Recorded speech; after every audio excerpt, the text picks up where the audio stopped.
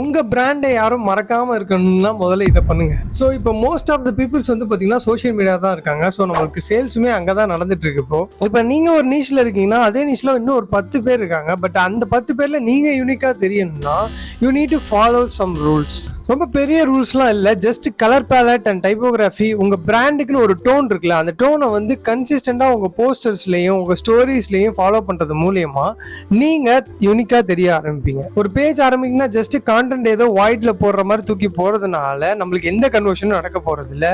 But in case இந்த colour பேலட்ஸ்லாம் நீங்கள் follow பண்ணுறது மூலியமாக பார்த்தீங்கன்னா உங்களுக்கான பிராண்ட் ரிமெம்பரன்ஸ் இருக்கும். அதாவது பார்த்தீங்கன்னா எக்ஸாம்பிள் கொக்கோ கோலா, இந்த எக்ஸாம்பிள்ஸ் நிறைய பேர் சொல்லியிருப்பாங்க.